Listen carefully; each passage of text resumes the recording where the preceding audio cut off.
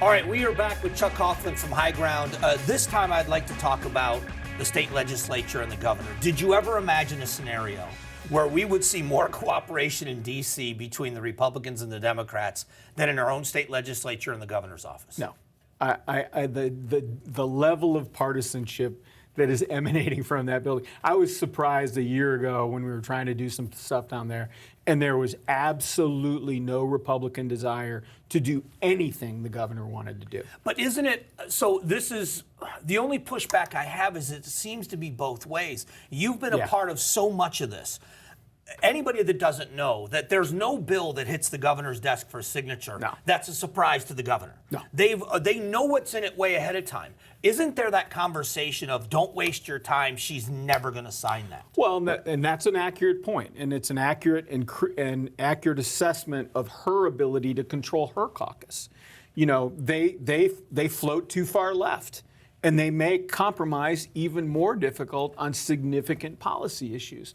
And that coordination between the minority leadership and her has not been great. There's not a love fest going on there either, much less a love fest going on between the governor and the Republican leadership. So with this election cycle, not an election year, but election cycle, is there going to be a move to try to get some things done? I mean, let's just talk about the ones that have to happen. Water.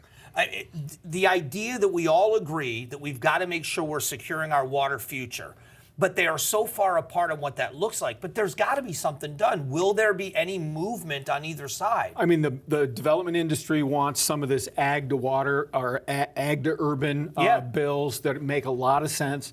She wants some rural conservation measures. Mrs. Griffin has offered a couple of ideas that seem to indicate there may be something there.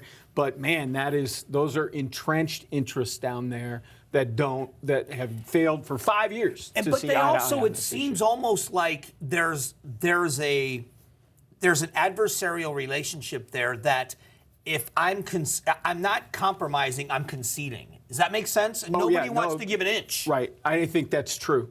I mean, it's the nature of our times. It's the nature of our political system today that you win a primary race, you're done. Right? There's no incentive today to compromise with the other party, because you win a primary, you win your legislative seat. I mean, 80% of those are locked up in the primary. So why am I going to compromise? What's the reward? Because I could get punished by my own party if I compromise. So the state of Arizona votes on this border measure, and they want some border security measures. They've shown that they want it. Yep. But now there's the ICE Act making its way through, which is going to be 287G agreements in every sheriff's department and Department of Corrections and everywhere. If that passes the legislature and the Republicans want it to, if they can keep their caucus together, they'll get it. Yep. Any chance in the world the governor's going to sign it? I don't know. That's going even knowing how the voters voted. Right.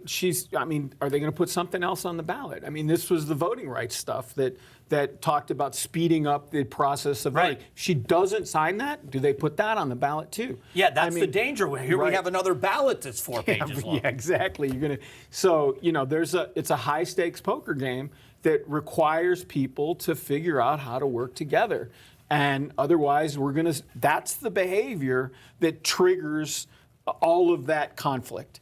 And so how do you react to that conflict? Do you stiff arm it or do you embrace it? And currently, the odds are that you're stiff arming that conflict. You're just giving it back.